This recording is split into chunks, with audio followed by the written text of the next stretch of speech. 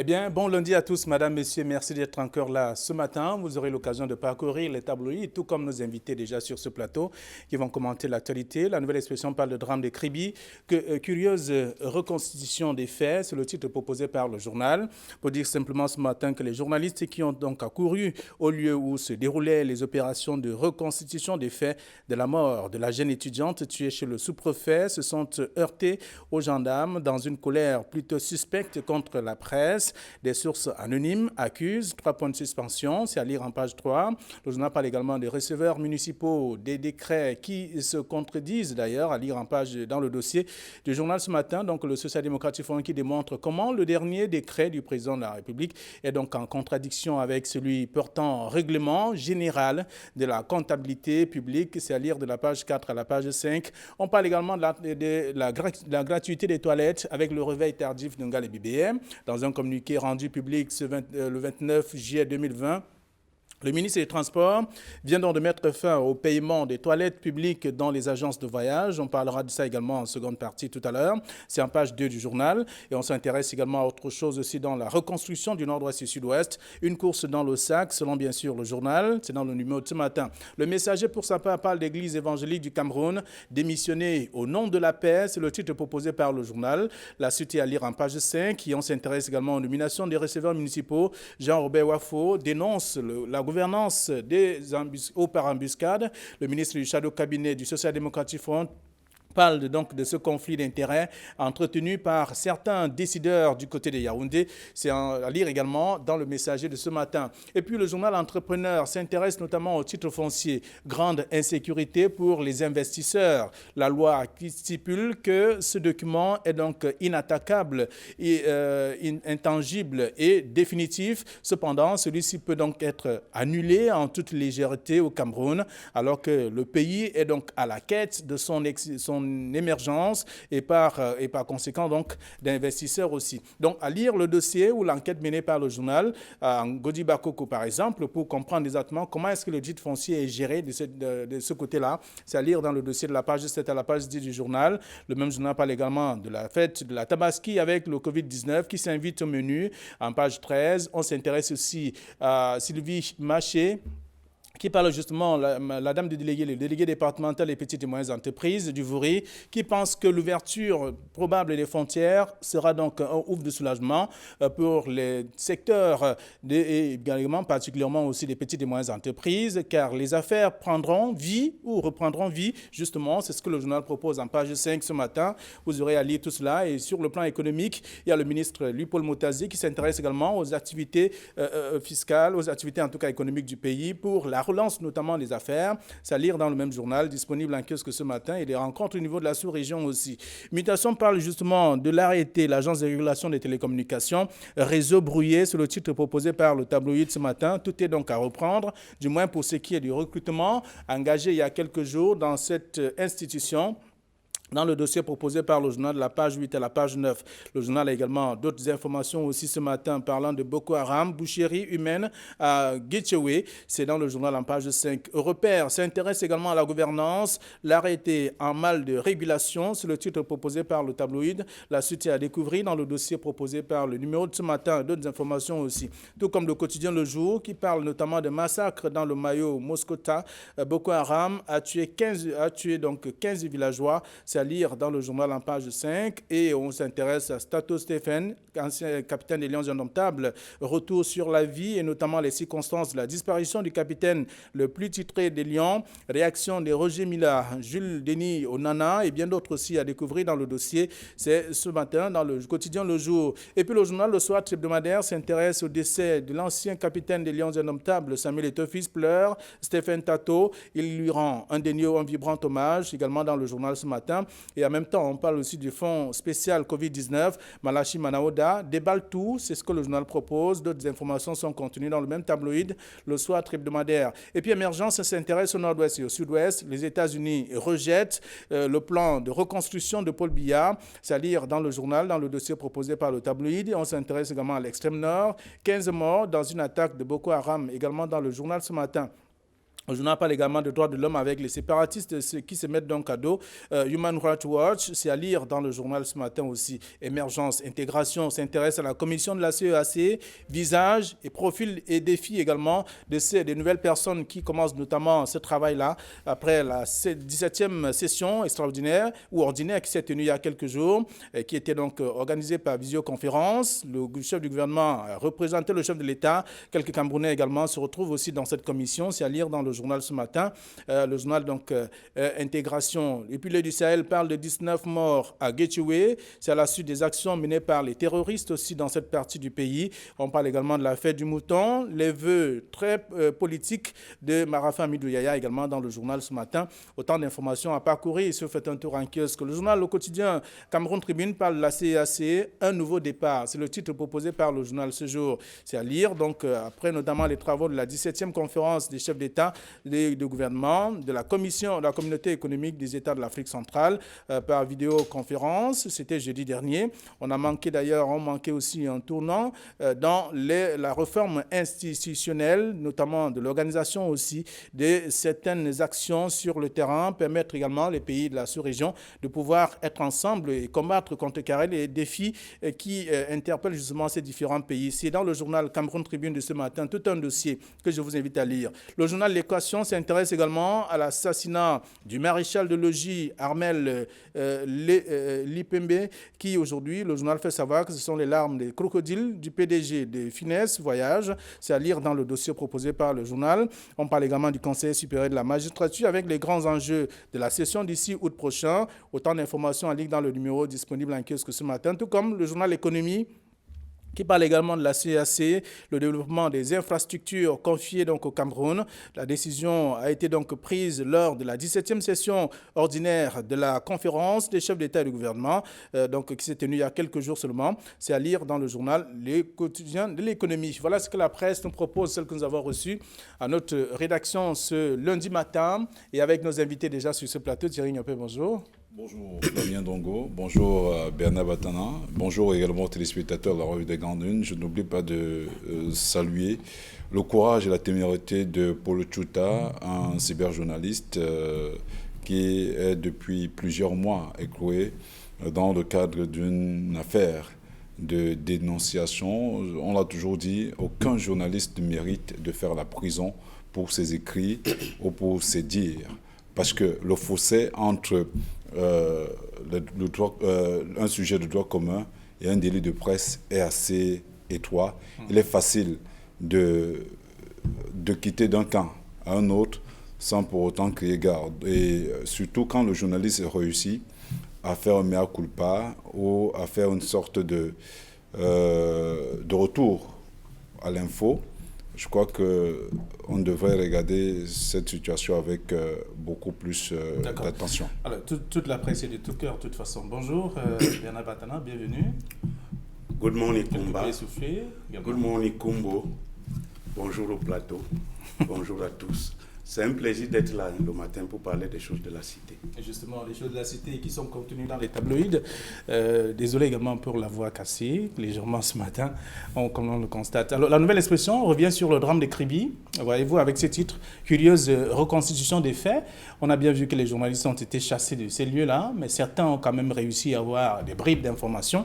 Qu'est-ce qu'on cachait concrètement? Ça reste une question, mais le journal a quand même réussi à dévoiler ce qui a été fait sur le terrain. Alors, je crois que le titre de la nouvelle expression scie avec la situation. N'oubliez pas qu'il y a eu mort d'homme et que l'arme est passée par là. Et donc, on ne pouvait pas reconstituer publiquement des faits produits par une arme au risque de tuer une personne pour une deuxième fois. Moi, je pense que... Non, décharger peut-être. Et puis c'est une des rares fois qu'on fasse une reconstitution des faits d'un drame qui se produit pour quelqu'un qui a été tué par une arme à feu. Bon, moi, je pense qu'ils ont leur raison. Ils ont leur raison de ne pas avoir associé les journalistes à cette reconstitution des faits. Mais ce qui est important, ce n'est pas la reconstitution des faits, c'est que les responsabilités soient établies et que la justice soit faite. C'est ce qui est plus important dans cette affaire-là. Parce que c'est une bien curieuse affaire où un homme exhibe une arme devant des tiers. Je pense que ceux qui font dans l'armement disent que c'est secret quand tu as une arme. Parce que l'arme, ce n'est pas un jouet.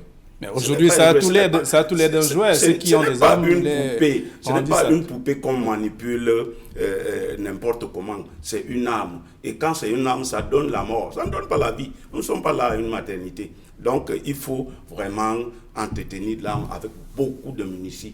Beaucoup. Alors, moi, je pense que cet exemple devait servir d'école pour ceux qui possèdent des armes, pour dire qu'on ne la manipule pas. Très bien. Alors, Thierry Niopé, en parcourant l'article de la Nouvelle Expression ce matin, on se poserait la question de savoir pourquoi, que cache-t-on en mettant hors ou alors en mettant de côté des journalistes qui voulaient s'imprégner de la situation?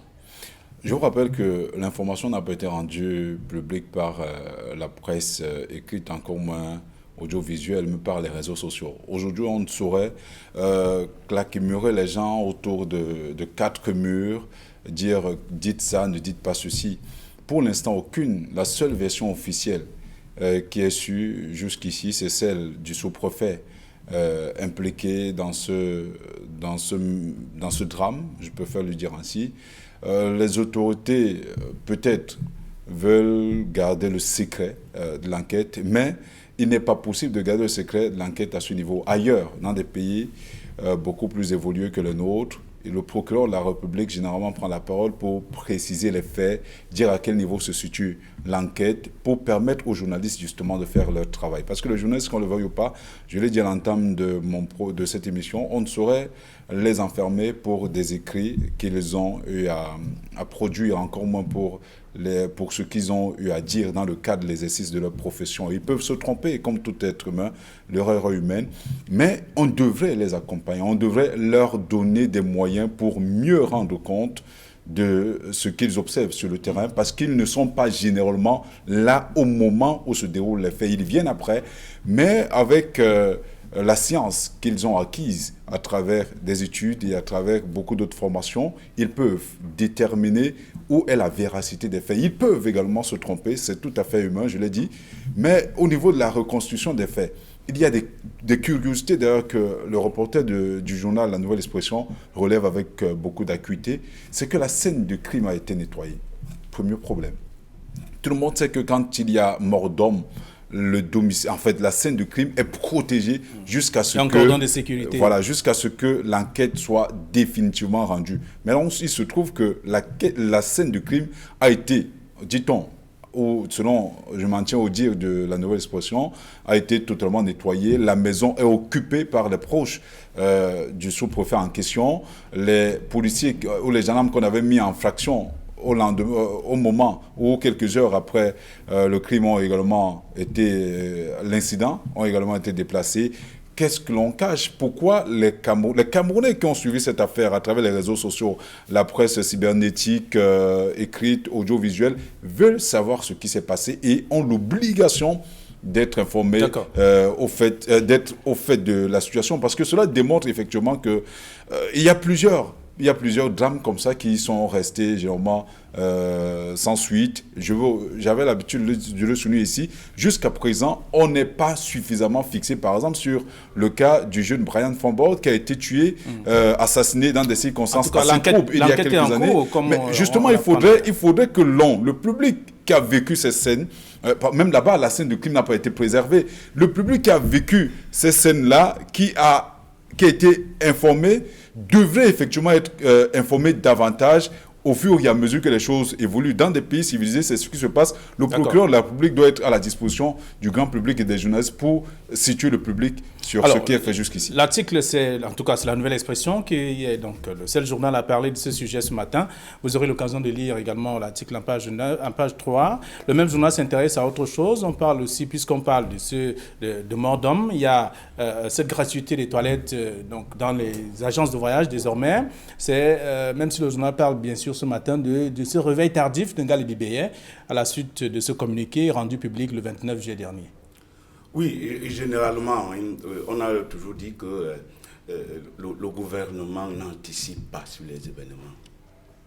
On ne pouvait pas supporter que dans un lieu public, parce que les agences de voyage, c'est les lieux publics. Et dans les charges d'une agence de voyage, il est prévu les toilettes. Par conséquent, bon, les juristes disent qu'on n'en a pas fait allusion, on n'a pas dit si oui. Il y avait un vide juridique. Mais il y a des choses naturelles.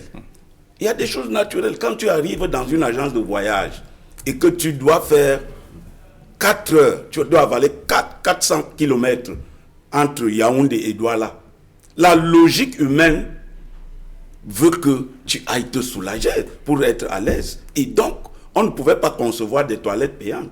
Et même si par ailleurs, comme c'est le cas, c'est des hommes, nous sommes des hommes, et c'est nous qui sommes habilités à appliquer les lois. Quand quelqu'un vient avec un besoin urgent, qui est un besoin pour tout le monde, même celui qui garde les toilettes, il a ce besoin urgent. Alors, on ne peut pas comprendre que face à un besoin urgent, on exige. Parce que quand on revient sur le cas de ce maréchal des logis qui a été tué, par ailleurs, moi, je salue sa mémoire parce que c'est un soldat vaillant qui s'est battu, hein, parce qu'on a vu comment il s'est battu. Donc, quand on regarde le cas de ce maréchal des logis qui a été tué gratuitement, il a bien dit, les gars, je n'ai pas de monnaie. Parce que quand tu es pris par ce besoin pressant, il faut te soulager. Et quand il se dit que je n'ai pas de monnaie, voilà, il faut faire de la monnaie. Mais les gars n'ont pas compris ça comme ça. Alors, on peut noter. Et puis, bon, maintenant, quand il y a mort d'homme, parce que je termine par là, quand il y a mort d'homme, j'ai un journal qui a parlé de l'arme des crocodiles. Moi, je pense que quand il y a mort d'homme, on est au recueillement. Il faut respecter la mémoire. On a organisé une messe œcuménique, parce que chaque fois que quelqu'un meurt, on doit le confier à Dieu. Moi, je pense que c'est malvenu que de dire des larmes de crocodile. Vous voulez parler du journal de l'équation? Oui, c'est encore remuer un peu le couteau dans la plaie pour dire, bon voilà, non, moi je pense qu'on est au recueillement, qu'on accompagne, qu'on confie cette âme à Dieu le Père Tout-Puissant. Et pour le faire, on doit le faire avec méthode, non pas en Très bien. Alors, Thierry Niopé, en parcourant l'article, on peut également noter que la sécurité, je voudrais dire le contrôle des toilettes et autres, n'émane pas du ministère du Transport, mais ça émane bien entendu des collectivités territoriales décentralisées. En réalité, c'est ce qui c'est ce qui devrait être fait. Les collectivités territoriales décentralisées devraient mettre à la disposition du public des toilettes publiques. Pas seulement dans les lieux de transport, mais également dans des lieux à forte fréquentation humaine. Il se trouve malheureusement que nos collectivités territoriales ne font pas suffisamment ce qu'elles devraient faire. Je vous invite également à parcourir la ville de Douala. Vous vous rendrez compte que le travail qui est attendu, notamment du maire de la ville et de ces différentes collectivités territoriales décentralisées, elles sont 6 dans le département du Vourier, y compris Manoka, ces derniers ne font pas ce qu'ils devraient faire. Mais le plus important n'est pas là. On parlait justement de la gratuité de ces toilettes publiques. Vous l'avez dit tout à l'heure, cela ne relève pas du ministère des Transports. Je vous rappelle que l'arrêté qui organise la profession de transport a été signé par le Premier ministre. Et dans cet arrêté-là, il n'est nullement précisé que les toilettes publiques sont gratuites ou pas. C'est pour ça que Bernard soulignait tout à l'heure qu'il y a une sorte de vide juridique à ce niveau. Maintenant, le drame de Finesse a permis peut-être que l'on corrige ce manquement-là, et je dis mieux vaut tard que jamais. Ce n'est pas du ressort du ministère des Transports. Maintenant, c'est arrivé, il faut bien corriger. Et maintenant, il faudrait que le ministre, parce que quand on parle du réveil tardif du ministre Ngalé Bébé, ce n'est pas au ministre de venir lui-même sur le terrain pour contrôler l'effectivité de la mesure. Il y a des délégués départementaux et arrondissementaux qui devraient justement contrôler ces travaux-là, et les collectivités territoriales décentralisées du ressort de ces différentes agences également doivent de temps à autre descendre dans ces agences-là pour contrôler l'effectivité de ces mesures-là, de ces dispositions. Rendez-vous compte que les comités d'hygiène ou les équipes d'hygiène et de salubrité des mairies ne font pas nécessairement leur travail. Même dans les restaurants, vous trouverez plaqué sur le mur une note signée d'une collectivité territoriale décentralisée du service d'hygiène pour avoir pris 25 000 francs CFA, mais en réalité, dans les faits, elle ne descend pas pour contrôler. Donc, il est plutôt du ressort de la responsabilité de ces collectivités territoriales décentralisées de veiller à ce que cela soit fait. Maintenant, le drame est arrivé, le ministère des Transports doit davantage taper du poing sur la table pour réguler ce genre d'activité. On peut comprendre en même temps la une du journal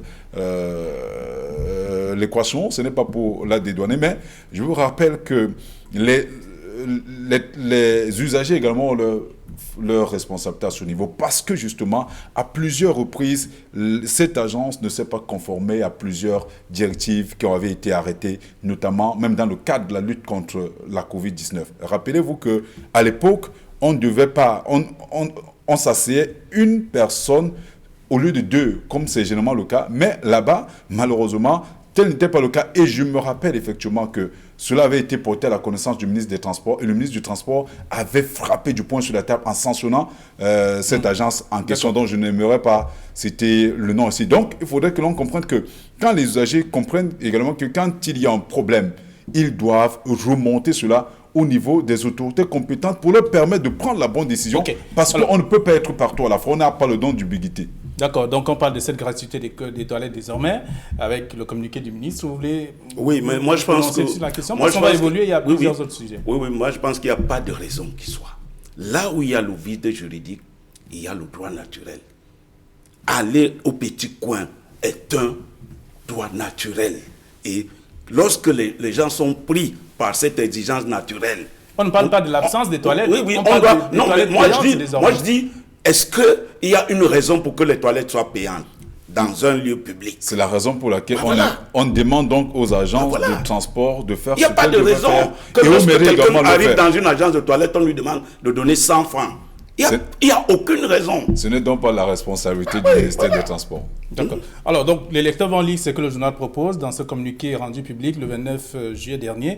Le ministre des Transports qui vient donc de mettre fin au paiement des toilettes publiques dans les agences de voyage. Vous aurez à lire tout cela en page 2 du journal La Nouvelle Expression. Autre chose également dans le journal, un sujet qui fait le tour de plus quelques tabloïds. On parle des receveurs municipaux avec ce décret qui se contredit selon notamment le chef de cabinet du Social Democratic Front, Jean-Robert Wafo, qui dénonce bien entendu la gouvernance par embuscade. Ça, c'est le messager qui titre ainsi. Non, il faut dire que Jean-Robert Wafo, qui est le ministre du chef de cabinet, comme vous l'avez souligné tout à l'heure, du Social Democratic Front, est assez avant-gardiste et on encourage et on félicite tout le travail qui a été abattu jusqu'ici. Il est plus que jamais urgent. Le président de la République a signé un décret à ce sujet le 7 juillet.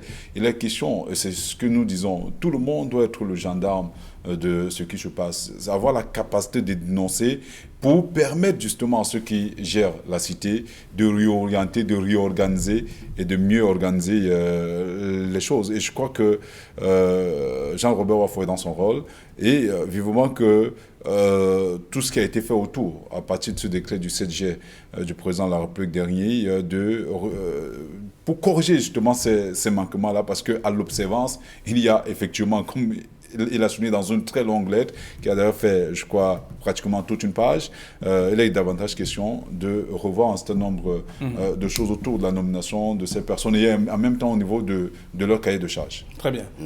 Oui, moi je pense que Jean-Robert Wafo, en tant que ministre d'un parti, de chef de cabinet d'un parti d'opposition, est dans ce rôle. Parce qu'il faut que des actions comme ça se multiplient. Il faut qu'il y ait un contre-pouvoir pour que les choses avancent. Et moi, je pense qu'à la suite du député Nietzsche, qui a aussi dénoncé la gestion du Covid-19, moi, je pense que c'est des initiatives à apprécier, à encourager, à diversifier dans tous les domaines. C'est ça aussi le rôle de parti de l'opposition, celui de faire jaillir la vérité quand elle est enfouie. Moi, je pense qu'il faut saluer cette action-là et voir ce que ça va donner. Alors, vous aurez à lire tout cela dans le Messager, La Nouvelle Expression ce matin. Et on parle également du réseau brouillé à l'Agence de régulation des télécommunications, cette mutation qui titre ainsi. Plusieurs tabloïds sont revenus sur le fait. Le journal Repère parle donc de l'ART en mal de régulation. Oui, moi je pense que c'est une affaire qui est devenue comme un marronnier qui revient tous les lundis matins une histoire à l'Agence de régulation des télécommunications de cette PCA, le professeur Ngifo, qui a fait des recrutements qui ne respectent pas les règles de l'art en la matière. Et le ministre est venu là-dessus pour dire que c'était des recrutements qui n'étaient pas conformes. Moi, je pense que les gens doivent apprendre à assumer. Un prof de haut rang comme celle-là et qui enseigne dans des universités se faire désavouer publiquement comme ça par un ministre de la République pour une action qu'elle a entreprise pour la République, moi je pense qu'elle devait tirer les conséquences. Voilà, Thierry Niopé, le titre de mutation, réseau brouillé à l'arrêté, et Repère qui dit l'arrêté en mal de régulation. Oui, parce que justement, je crois que les journaux sont largement revenus là-dessus, notamment entre la gestion de l'agence de régulation des télécommunications, entre le directeur général et la présidente du conseil d'administration. Le réseau est véritablement brouillé. Les deux personnes ne s'accordent généralement pas, ne s'accordent pas depuis un certain temps dans le cadre de la gestion de cet organisme, en fait de cette entreprise-là. Il se trouve que Bernard avait l'habitude de le dire ici, chacun doit faire son travail, rien que son travail, respecter son conformément, couloir, voilà, respecter son couloir, pour emprunter votre expression. Chacun devrait exactement faire son travail, parce que vous vous rendrez compte que, en fait, ce n'est que la face visible de l'iceberg, parce que il y a des conflits latents de leadership entre le directeur général et le président du conseil d'administration. On parle même d'inertie au sein de cette structure. Le journal a même précisé que c'est régulier dans cette institution.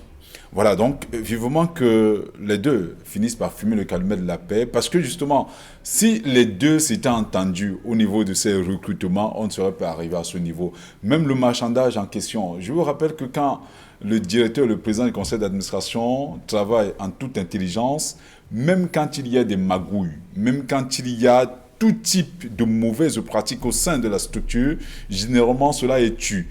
Personne n'est au courant, rien n'est divulgué au sein du corps social. Vous savez que lorsque le problème arrive, c'est parce que l'un voulait prendre plus que l'autre. Voilà, donc mais c'est ce que je dis, il faudrait donc que chacun sache exactement où se trouve sa compétence et surtout travailler en toute intelligence, généralement pour l'édification de ces entreprises. Je vous rappelle que le professeur Dufault, tout le monde sait, tout le monde connaît sa veuve. Elle a longtemps pris des positions, parfois qui fâchaient, parfois qui plaisaient, et parfois on le présente comme étant une future ministrable. Et cela peut créer des guéguerres à la fois au sein même de l'ART, de l'ART, cette gestion au sein en tant que des autres. Va clouer les, voilà, donc les tout cela effectivement fait partie de ces détails. Il faudrait que les uns et les autres sachent exactement quoi faire. Et surtout, une personne de cet acabit devrait davantage prendre du temps quand il faut prendre des décisions. Alors, nous pensons que lorsqu'on est PCA et directeur d'une entreprise publique, on ne se sert pas de cette entreprise, on sert le public. Lorsqu'il y a nécessité de recrutement, mais qu'on fasse un appel d'offres, qu'on fasse un appel d'offres de recrutement pour tel ou tel poste, on ne va pas s'arrêter au simple ministre. Qu'on respecte la régulation de toute façon. Oui, qu'on respecte la régulation, que ça se passe suivant les règles de l'art. On ne va pas s'arrêter dans un bureau et dire que voilà celui qu'on recrute, et puis ça donne ce que ça donne là. Alors tout cela a été annulé, de toute façon il faut reprendre à zéro. C'est ce que la presse nous rappelle ce matin. Réseau brouillé, mutation le dit. Repère parle donc de l'ART en mal de régulation. On peut lire également dans le journal Entrepreneur ce matin, on parle du titre foncier, ce qui fait problème. D'aucuns estiment que c'est ce qui va apporter peut-être la Troisième Guerre mondiale à travers le monde. Grande insécurité pour les investisseurs qui aujourd'hui peinent donc à pouvoir se procurer des terres pour investir. C'est un problème et le journal a pris l'exemple après avoir mené une enquête, l'exemple de Ngodi Bakoko. Oui, c'est une preuve.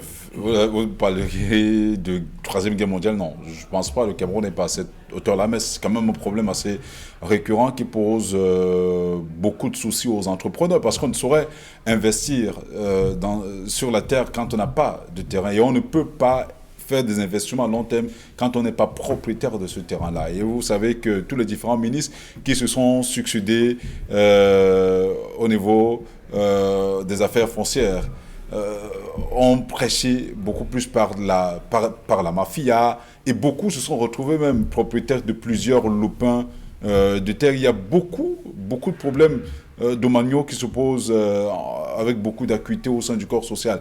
Vivement que les uns et les autres prennent conscience que pour encourager les investisseurs, il faut davantage, ailleurs c'est ce qui se passe en tout cas, il faut leur permettre d'avoir accès à la terre. Parce que sans réel accès à la terre, on ne peut pas faire des investissements à long terme. Donc, vivement que ceux qui sont chargés de ce problème-là, notamment le ministre Henri Yébia ici, devraient davantage travailler là-dessus pour encourager les entrepreneurs, pour encourager au-delà de l'accès. Il y a l'accès aux terres qui se pose avec beaucoup d'acuité, il y a l'accès aux finances qui se pose avec beaucoup d'acuité. Vivement que le gouvernement camerounais travaille pour accompagner les entrepreneurs et que tout l'affairisme qu'on observe autour des titres fonciers cesse. Le document inattaquable est désormais attaqué. À l'emporte-pièce, chacun peut se lever et décrier, dire ce qu'il pense d'un titre foncier. C'est un document qui fait couler beaucoup d'encre et de salive. C'est un document qui crée beaucoup de conflits. C'est un document qui est à l'origine de beaucoup de morts d'hommes. Je pense qu'il est temps qu'on s'arrête pour que la saignée, pour que la troisième guerre mondiale n'ait pas lieu. Pour s'interroger sur ce document. C'est quoi un titre foncier? Qui a le droit à un titre foncier? Où et comment? Répondez à ces questions de manière claire pour que le titre foncier devienne inattaquable. Parce qu'on retrouve des faux titres fonciers à profusion là. Il faut qu'on redéfinisse ce que c'est que ce document et comment faire pour l'acquérir. Et qu'on l'acquiert suivant les règles de l'art pour qu'il reste un titre foncier. Très bien. Surtout qu'il est intangible, inattaquable et infalsifiable. Voilà. Et surtout que ce n'est pas une affaire... Voilà, c'est ce que je voulais souligner, et définitif, parce qu'il aide également à avoir accès au financement. Donc il faudrait que ceux qui travaillent là-dessus travaillent de manière... clair. Bernard a relevé tout à l'heure des questions extrêmement importantes dans l'élaboration de ce document extrêmement important dans le cadre des investissements, on l'a souligné tout à l'heure, et que le ministre Henri Yébia ici ne fasse pas comme ses prédécesseurs, s'enrichisse autour de ce document qui devait être intangible. Alors, on peut le lire si on fait un tour en kiosque ce matin. Madame, Messieurs, nous sommes arrivés à la fin de cette édition de la Revue des Grandes Lignes pour ce jour. Demain, 9h20, ce sera la deuxième de la semaine. Bonne journée à tous.